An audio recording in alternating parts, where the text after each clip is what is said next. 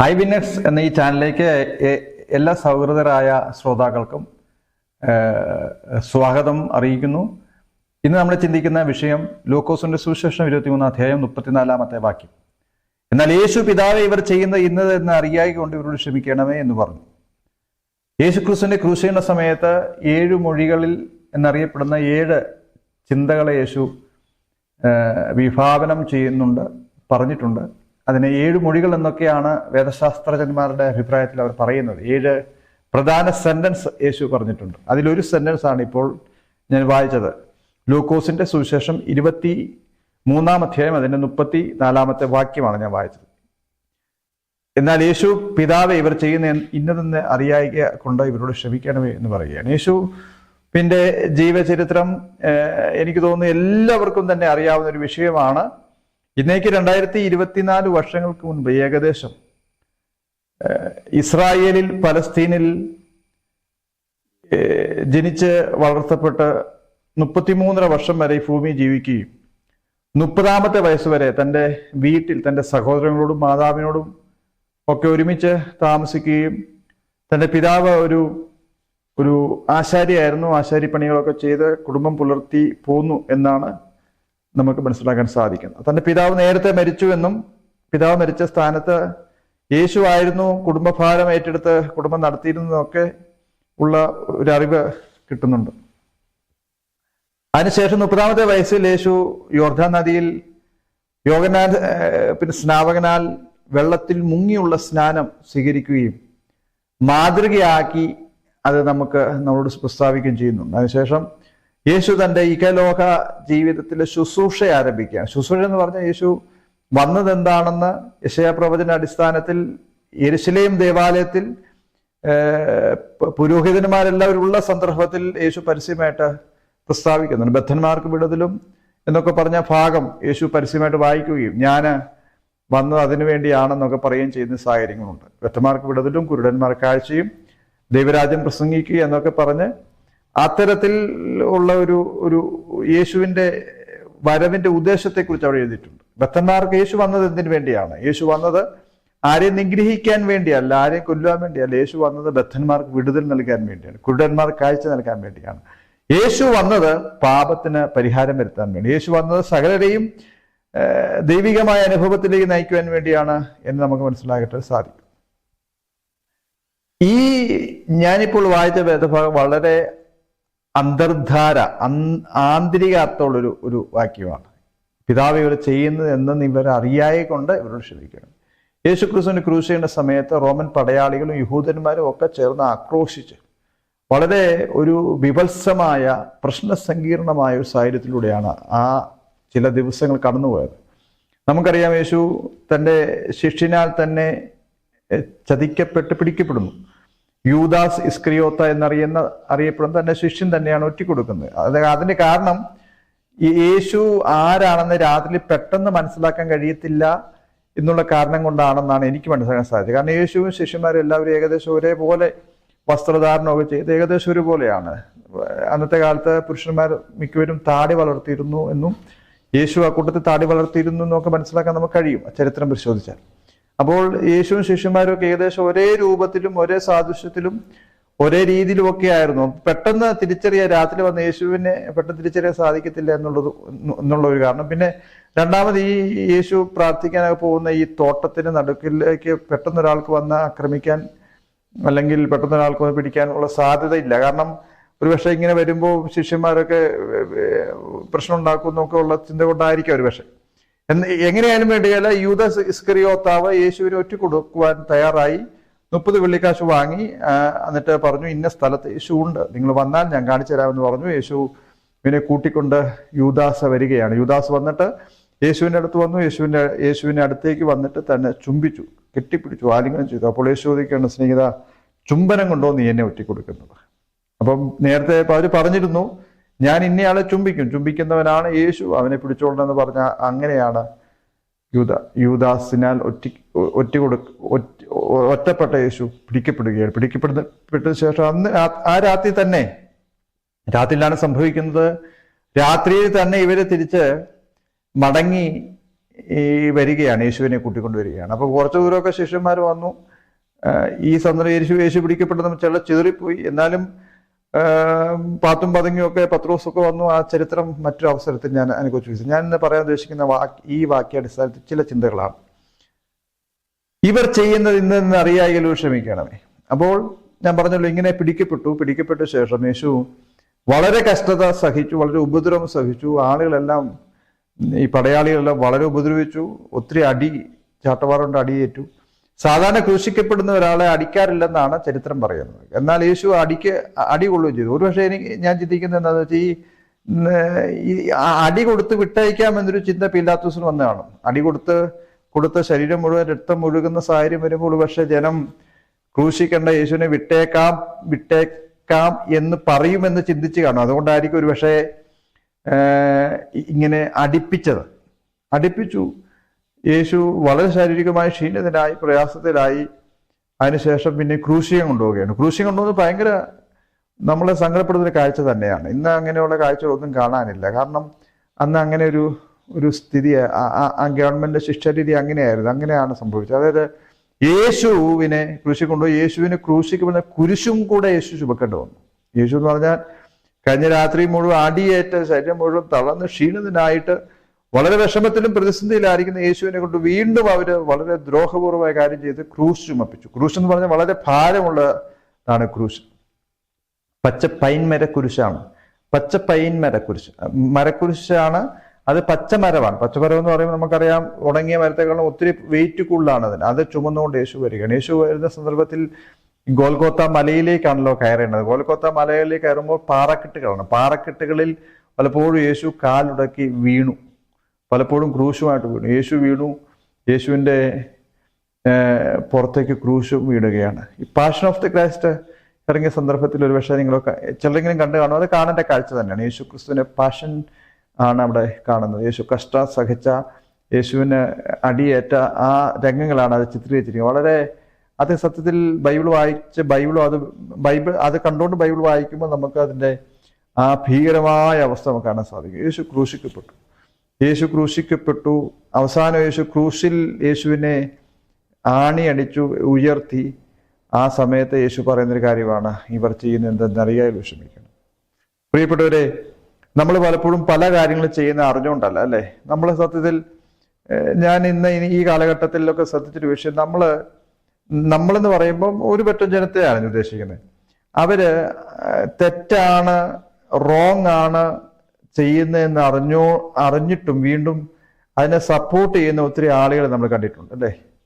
സത്യത്തിൽ നിയമപരമായിട്ടും മാനുഷികമായിട്ടും മനസാക്ഷിപരമായിട്ടും തെറ്റാണ് എന്ന് അറിഞ്ഞിട്ടും ഒരുപക്ഷെ ആ പാർട്ടി നിൽക്കുന്നുണ്ടോ, അല്ലെ ആ ഫിലോസഫി വിശ്വസിക്കുന്നുണ്ടോ, അല്ലെങ്കിൽ ആ മതത്തിൽ വിശ്വസിക്കുന്നുണ്ടോ, എന്തോ നമ്മൾ അതിനെ സപ്പോർട്ട് ചെയ്ത് സംസാരിക്കാൻ നമ്മൾ പലപ്പോഴും മെനക്കെടാറുണ്ട്. തെറ്റാണെന്ന് അറിയാം, അത് മറ്റൊരാളെ ചെയ്യുമ്പോൾ നമുക്ക് ചെയ്യുമ്പോൾ നമ്മൾ എതിർക്കുകയും ചെയ്യും, അങ്ങനെ വിഷയം. പക്ഷെ ഈ സാഹചര്യം എന്താണെന്ന് വെച്ചാൽ ഇവര് തെറ്റാണെന്ന് അറിഞ്ഞിട്ടും സപ്പോർട്ട് ചെയ്യുകയാണ്. സപ്പോർട്ട് ചെയ്യുന്ന സാഹചര്യം അത് തന്നെയാണ്. ഇവർ സത്യത്തിൽ ഈ ചെയ്യുന്നത് എന്താണെന്ന് ഇവർ അറിയുന്നില്ല. ഇത് ആരെയാണ് അടിക്കുന്നതെന്ന് അറിയുന്നത്, അതാ വിഷയം. യേശു എന്ന് പറഞ്ഞാൽ ആരാണെന്ന് അറിയുന്നില്ല. യേശു എന്ന് പറഞ്ഞാൽ ആരാണ്? ബൈബിൾ മുഴുവൻ പരിശോധിച്ച് മനസ്സിലാക്കാൻ സാധിക്കും. യേശുവിനെ കുറിച്ച് നിങ്ങൾ അറിയണമെങ്കിൽ ഒറ്റ വഴിയുള്ളൂ, ബൈബിൾ വായിക്കുക. ബൈബിളാണ് യേശുവിനെ കുറിച്ച് അറിയണം. വേറെ പല പുസ്തകങ്ങളൊക്കെ ബൈബിളിനെ കുറിച്ച് എഴുതിയിട്ടുണ്ടെന്നൊക്കെ പറയുന്നുണ്ട്, എഴുതിയിട്ടുണ്ടാകും.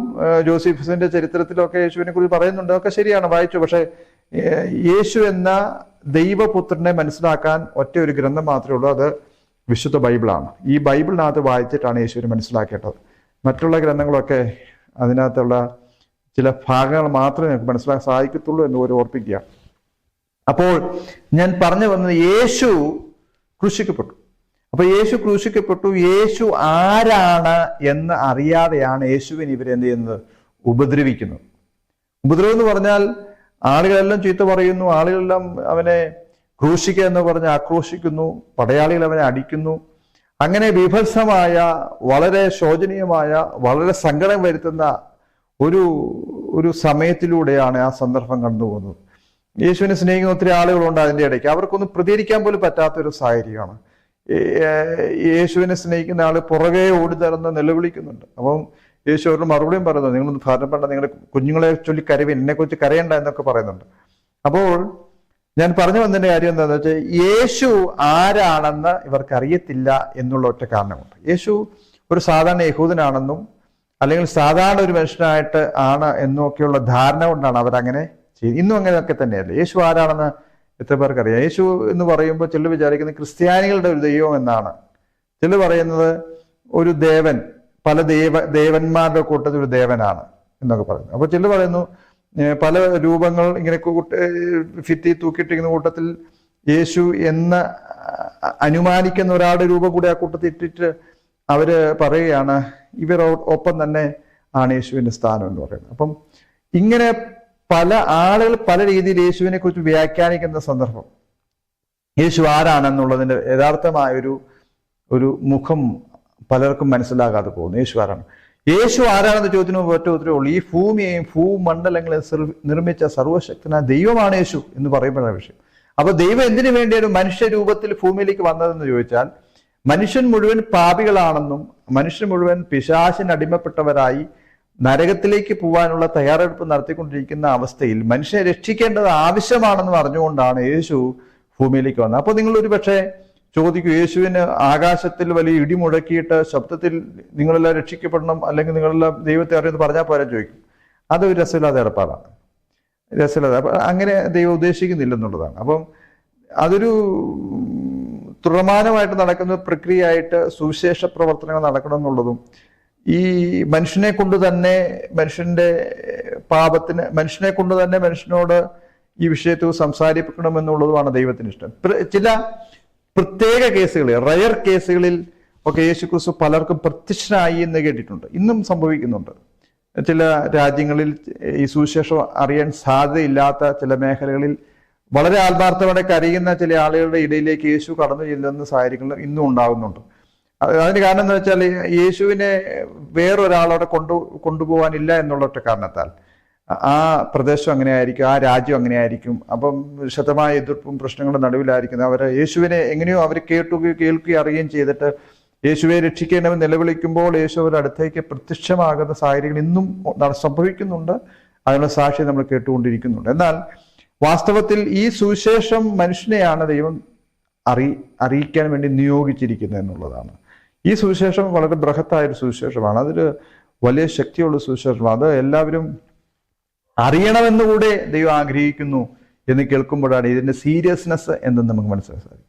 അപ്പൊ യേശു ആരാണെന്ന് ചോദിച്ചാൽ, യേശു ഭൂമിയും ഭൂമണ്ഡലം നിർമ്മിച്ച സർവശക്തനായ ദൈവത്തിന്റെ പുത്രനാണ് യേശു. യേശു എന്തിനു വേണ്ടിയാണ് ഭൂമിയിൽ വന്നതെന്ന് ചോദിച്ചാൽ, സകലരുടെയും പാപത്തിന് പരിഹാരം വരുത്തുവാൻ വേണ്ടിയാണ് യേശു വന്നത്. ഇത് അറിയാതെയാണ് ചില ആളുകൾ ഈ സുവിശേഷ വിരോധികളായി മാറുന്നത്. സുവിശേഷ വിരോധികളായി മാറുന്നു എന്ന് പറയുമ്പോൾ ഇത് ഏതോ മതസംഹിതയാണ് അല്ലെങ്കിൽ മതം മാറ്റത്തിനുള്ള പരിപാടിയാണെന്നൊക്കെ പറഞ്ഞിട്ട് ഇവരെന്ത് ചെയ്യുന്നു? ഇവര് അതിനെ വിരോധിക്കുകയാണ്. ഇത് സത്യത്തിൽ വിരോധിക്കുന്ന മനുഷ്യനല്ല, മനുഷ്യന്റെ ഉള്ളിൽ വ്യാപരിക്കുന്ന ഒരു ബാഡ് സ്പിരിറ്റ് ഉണ്ട്, പിശാചുണ്ട്. പിശാച് ഇവരെ ഉപയോഗിക്കുകയാണ് ചെയ്യുന്നത്. കാരണം ഇവർക്ക് അറിയുന്നില്ല, ഇവര് യേശുവിലൂടെ അല്ലാതെ സ്വർഗത്തിലേക്ക് പോകാൻ കഴിയത്തില്ല, നരകത്തെ ഒഴിവാക്കാൻ, സ്വർഗത്തിലേക്ക് പോകാൻ കഴിയത്തില്ല എന്ന് പറയുന്നേക്കാൾ ഉപരി നരകത്തെ ഒഴിവാക്കാൻ കഴിയത്തില്ല എന്നുള്ള സത്യം ഇവർ മനസ്സിലാക്കുന്നില്ല എന്നുള്ളതാണ്. അതായത് യേശുക്രിസ്തുവിലൂടെ അല്ലാതെ നരകം ഒഴിവാക്കപ്പെടുന്നില്ല, അതാണ്.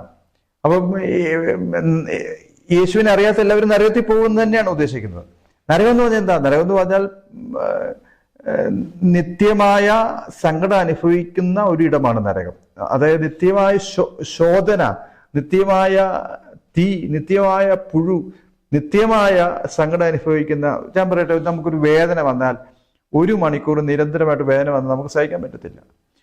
അതേസമയത്ത് ആ ഒരു അവസ്ഥ ചിന്തിച്ചു ചോദിക്കുക. അപ്പം നിത്യത മുഴുവൻ നിരന്തരമായിട്ട് വേദന അനുഭവിക്കുന്ന ഇടമാണ് നരകം. ഈ നരകത്തിൽ നിന്ന് ആളുകളെ രക്ഷിക്കുക എന്നുള്ള ഉദ്ദേശമാണ് യേശു ക്രിസ്തുവിൻ്റെത്.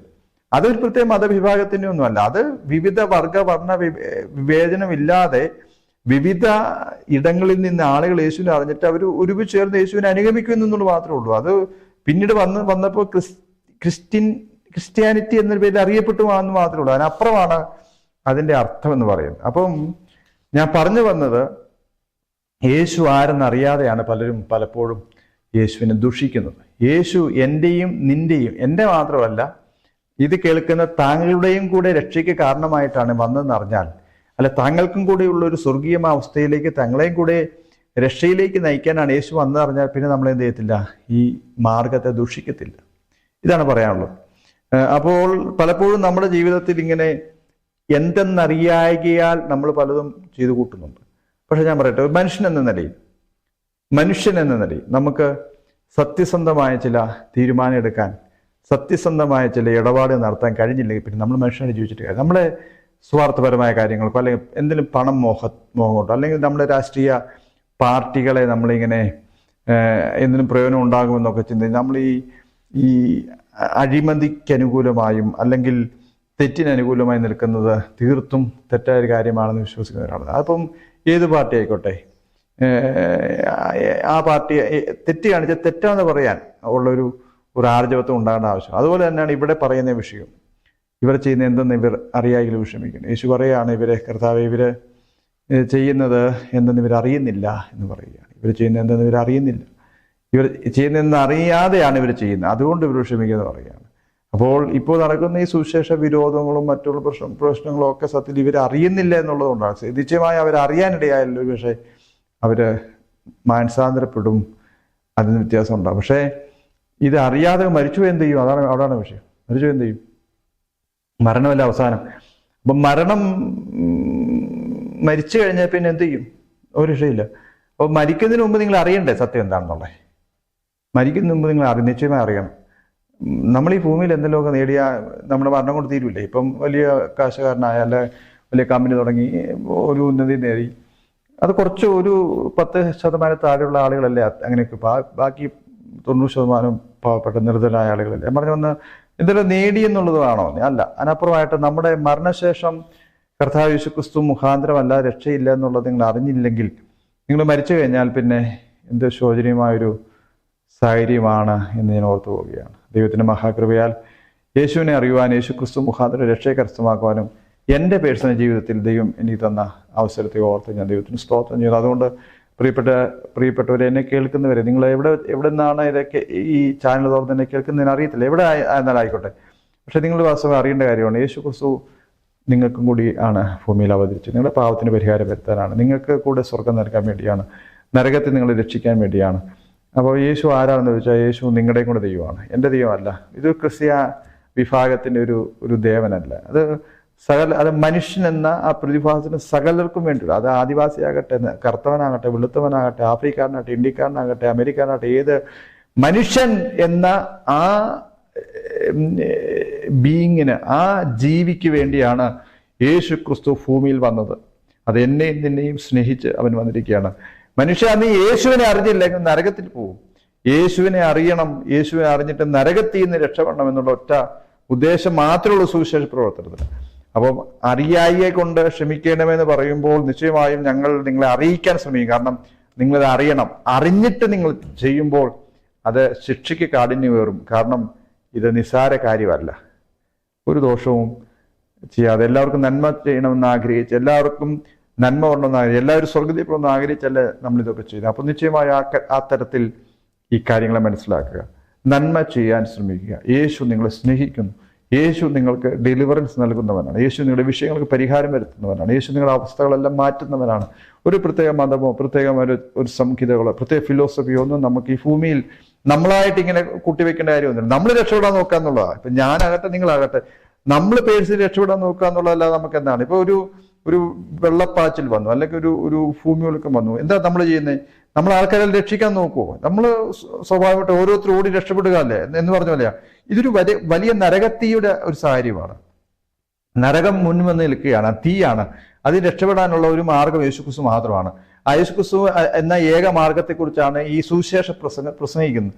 അപ്പോൾ ഇത് നിങ്ങൾ അറിയണം. അറിയുക മാത്രമല്ല, എത്രയും വേഗത്തിൽ ഈ രക്ഷയിലേക്ക് വന്നില്ലെങ്കിൽ പോകുന്ന നരകത്തിലേക്കാണ്. നരകം എന്ന് പറഞ്ഞാൽ നമുക്ക് പിന്നെ അവിടെ എക്സ്ക്യൂസസ് ഇല്ലെന്നുള്ളതാണ്. നമുക്ക് പിന്നെ ഒരു പോം വഴിയില്ല. മരിച്ച ശേഷം നമുക്ക് നമ്മുടെ എന്തെങ്കിലും പ്രവർത്തികൾ കൊണ്ട് നമുക്ക് സ്വർഗ്ഗത്തിൽ പോകാൻ കഴിയത്തില്ല എന്ന് വളരെ വ്യക്തമായിട്ട് ബൈബിൾ പഠിപ്പിക്കുന്നു. ബൈബിൾ പറയുന്നു എന്ന് പറയുമ്പോൾ ഇത് ഒരു ഗ്യാരണ്ടീഡ് ബുക്കാണ്. അതുകൊണ്ടാണ് ഞാൻ പറഞ്ഞത്, ഇതൊരു വെറും ഒരു ബുക്കല്ല, ഇതൊരു ഗ്യാരണ്ടീഡ് ആയൊരു ബുക്കാണ്, ദൈവവചനമാണ്. അതുകൊണ്ടാണ് പറയുന്നത്. ഇതിനകത്ത് പറയുന്നു മനുഷ്യനെ ശേഷക്രിയകൾ കൊണ്ട് സ്വർഗ്ഗത്തിൽ പോകാൻ കഴിയത്തില്ല. അപ്പോൾ നിങ്ങൾ ചെയ്യുന്ന എന്ത് നിങ്ങൾ അറിയായി കൊണ്ട് നിങ്ങളിങ്ങനെ ചെയ്യുകയാണ്. എന്നാൽ നിങ്ങൾ ചെയ്യുന്ന എന്ത് നിങ്ങൾ അറിയണം. യേശു ക്രിസ്തു ആരാണെന്ന് അറിയണം. യേശു ക്രിസ്തു മനുഷ്യന്റെ പാപത്തിന് പരിഹാരം വരുത്താൻ വേണ്ടി ഭൂമിയിൽ വന്നു, അവതരിച്ചെന്ന് അറിയണം. ആരും നഷ്ടപ്പെട്ടു പോകാൻ ദൈവം ആഗ്രഹിക്കുന്നില്ല. യോഹന്നാൻ സുവിശേഷം 3:16 ഇങ്ങനെ എഴുതി, തന്റെ ഏകജാതനായ പുത്രനിൽ വിശ്വസിക്കുന്ന ഏവനും നശിച്ചു പോകാൻ നിത്യജീവന് പ്രാപിക്കുന്ന ദൈവം അവനെ നൽകുവാൻ തക്കൊണ്ട് ലോകത്തെ സ്നേഹിച്ചു. പ്രിയ സ്നേഹിതരെ, യേശു നിങ്ങളെ സ്നേഹിക്കുന്നു. നിങ്ങളാരും നശിച്ചു പോകുവാൻ യേശു ആഗ്രഹിക്കുന്നില്ല. God bless you.